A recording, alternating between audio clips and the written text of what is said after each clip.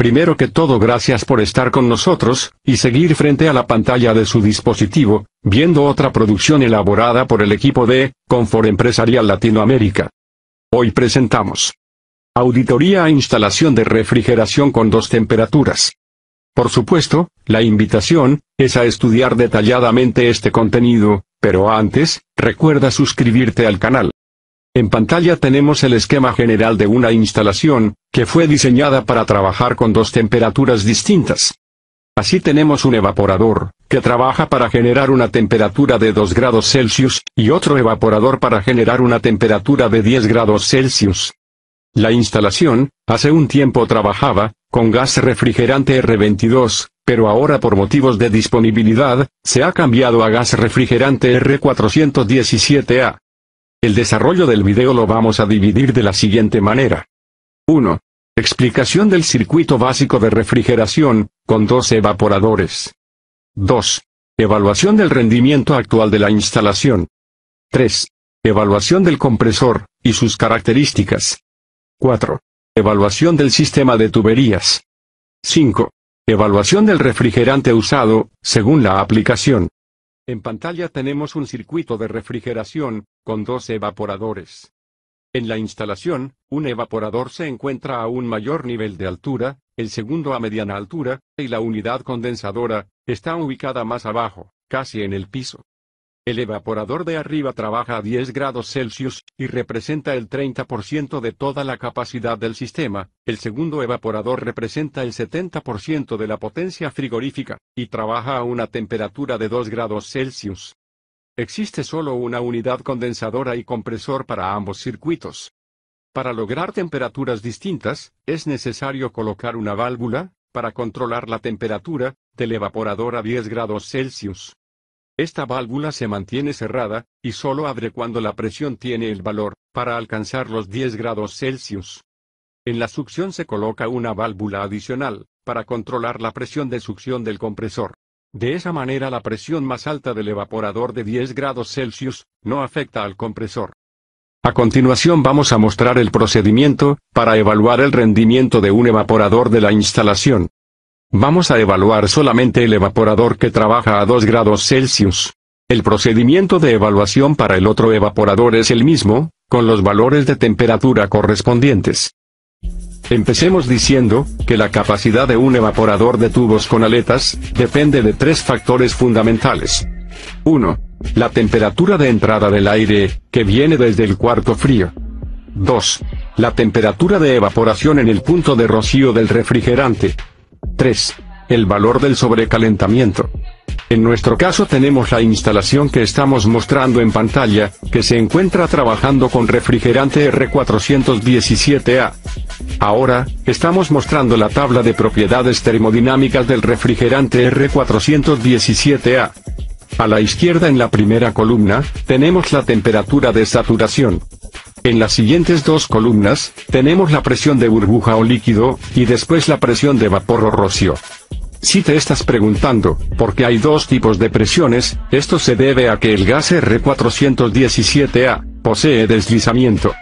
Este deslizamiento hace que la temperatura del R417A, en su transformación de líquido a vapor, o de vapor a líquido, no permanezca constante. En una mezcla azeotrópica, como el refrigerante R417A, ocurre primero el cambio de estado de los compuestos más volátiles. Esto hace que la temperatura a lo largo del cambio de fase vaya en aumento, hasta que ocurre la evaporación en su totalidad. La temperatura del aire, que proviene del cuarto frío, y entra al evaporador, en este momento es también de 8 grados Celsius. Para realizar la evaluación de nuestra instalación, vamos a desarrollar los siguientes pasos. Paso 1.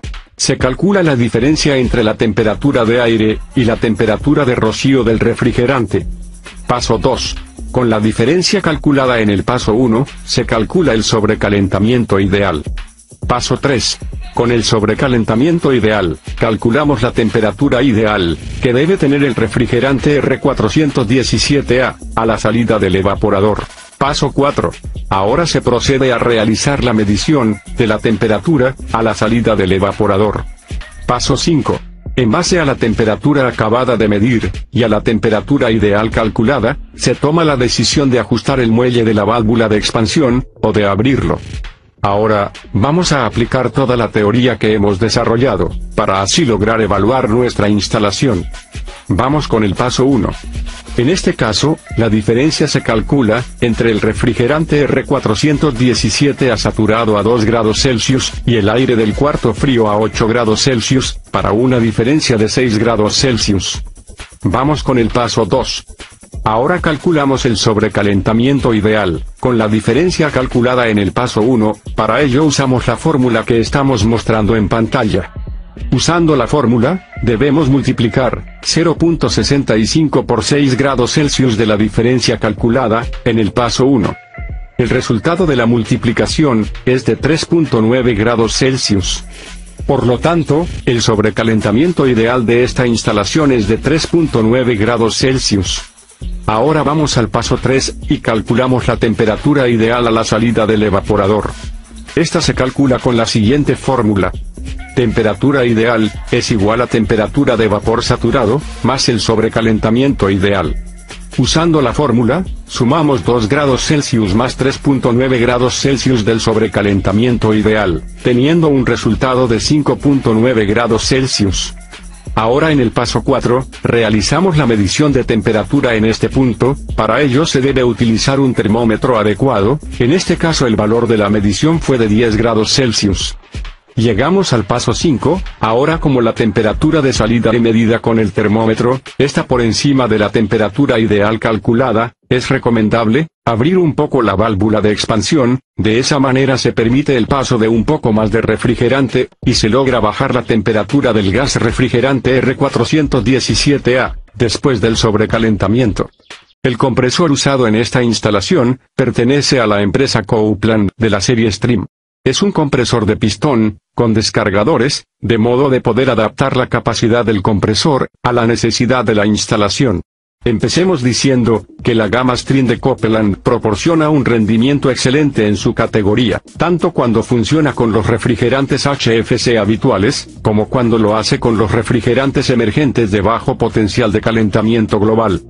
Las características de la gama Stream, de Coupland, son: 1. La gama está formada por modelos de 4 y 6 cilindros, válidos para su aplicación con variadores de frecuencia, y por modelos de 4 y 6 cilindros con sistema digital, de modulación continua de la capacidad frigorífica. 2.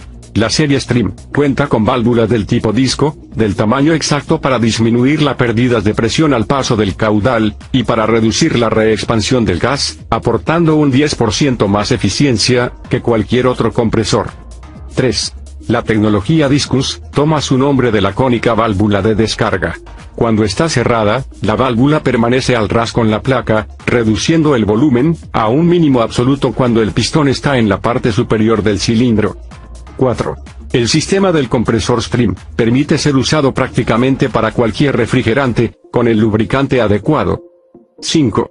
Cuando se usan con CO2, están preparados para funcionar en régimen transcrítico, inclusive con variadores de frecuencia. 6. Las cavidades están diseñadas para encaminar suavemente el gas y minimizar las pérdidas. 7. Con un compresor de pistón convencional, la válvula de succión de láminas se aleja del pistón, causando un volumen muerto en los puertos de descarga de la placa de la válvula. 8. La placa de la válvula Stream está diseñada para proporcionar el mejor nivel de eficiencia, sea cual sea el refrigerante. 9. Un mismo modelo se adapta a todos los refrigerantes, universalidad. 10. A partir de enero de 2020, todos los compresores semiherméticos Stream de Coupland vienen provistos de tecnología CoreSense de nueva generación. 11. Los controladores electrónicos, CoreSense, para compresores Stream, ofrecen un diseño modular, que utiliza electrónica de vanguardia. 12. Este diseño modular con módulos extraíbles, ofrece a los clientes flexibilidad para escoger características avanzadas, según los requisitos de su sistema. 13. Las características incluyen protección y diagnóstico avanzados, comunicación por Bluetooth y Modbus, para control remoto, control de inyección de líquido, control de diagramas dinámicos, control digital y de capacidad. 14. Los módulos extraíbles opcionales, con características de control avanzado, y los sensores montados de fábrica, reducen la complejidad del sistema. El cuarto frío con unidad condensadora, debajo de 2 unidades evaporadoras. Ventajas de este diseño: A. Facilidad para retornar el aceite al compresor. B. Menos pérdidas de presión con accesorios, usados para facilitar el retorno de aceite. Desventajas de este diseño: A. Si la diferencia de altura entre la unidad condensadora y evaporador se acerca a los 6 metros, puede haber presencia de gas flash antes de la válvula de expansión. Recordemos que gas flash quiere decir que una parte del refrigerante retorna al estado de vapor debido a las pérdidas de presión, las cuales son altas cuando el refrigerante sube o asciende por una tubería en fase líquida. Esto ocurre en la tubería de retorno del condensador a la unidad evaporadora. B. La formación de flash gas perjudica el trabajo del condensador, porque retrocede el refrigerante de estado líquido a gaseoso, bajando notablemente la eficiencia del equipo. C. Se deben colocar los contrasifones adecuados para evitar el arranque inundado por parte del compresor. Los arranques inundados son el resultado de la migración del refrigerante hacia el aceite en el cárter, durante el ciclo en que el compresor está apagado. Vamos ahora a justificar cada parte de la instalación. 1. Aquí tenemos una inclinación del 2%. Esto quiere decir que por cada metro se debe inclinar la tubería 2 centímetros. 2. La tubería se debe inclinar para que, estando en funcionamiento, no se formen pequeños pozos de aceite internamente. 3. En este caso, los tramos horizontales y verticales se diseñan con el mismo diámetro. La velocidad de diseño puede ser de 5 metros por segundo, sumando la carga térmica de ambos evaporadores. 4. En el tramo vertical no es necesario la presencia de sifones, porque el refrigerante se encuentra descendiendo, es decir, viene de arriba hacia abajo, y el aceite baja por gravedad. 5.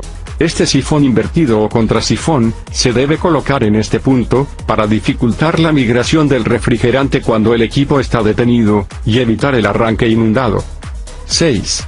El nivel de altura del contrasifón debe superar al evaporador, para que en verdad evite el arranque inundado. 7. Si la longitud de la tubería, donde el aceite sube, empieza a crecer, se debe diseñar esta tubería, para una velocidad de 10 metros por segundo, y una carga térmica total, es decir, sumando la capacidad del evaporador 1, más la del evaporador 2. 8.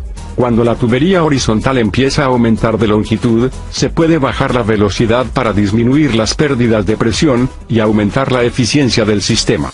Por ejemplo, se pueden usar velocidades de 5 metros por segundo, esta parte se diseña con la carga térmica de ambos evaporadores. Todo el tramo horizontal se realiza con una inclinación del 2%. 9. La tubería que va hacia el evaporador 1, se diseña con una velocidad de 5 metros por segundo, porque siempre el refrigerante está descendiendo.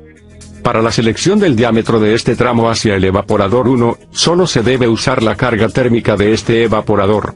Este cambio de nivel del primer evaporador se realiza para evitar que el aceite migre hacia este, cuando no está en funcionamiento. 10. Este contrasifón se utiliza para evitar que el aceite migre hacia el evaporador inferior, en caso que no esté en funcionamiento. 11. Como en esta tubería el aceite está subiendo, se diseña con una velocidad de 10 metros por segundo. Para la selección del diámetro de esta tubería, debe usar solo la carga térmica del evaporador 2. Este sifón se usa para impulsar el aceite hacia arriba, y evitar problemas de velocidad. Sin embargo, si la diferencia de nivel con respecto al evaporador 1 es poca, la presencia de este sifón pierde importancia. El refrigerante usado en la instalación es el R417A, ya que el equipo trabaja a temperaturas del evaporador altas, donde este refrigerante tiene buen rendimiento. Empecemos diciendo, que con la salida del mercado de los refrigerantes HFC, han aparecido varios gases para sustituir al R22, y uno de ellos es el R417A. El R417A es un refrigerante compuesto por una mezcla de R125, R134A y R600, que destaca por su fácil uso, además no incide negativamente en la capa de ozono, considerado drop-in, del refrigerante R22. Las características principales del R417A son: 1. El refrigerante R417A está clasificado en el grupo A1L1, no inflamable ni tóxico.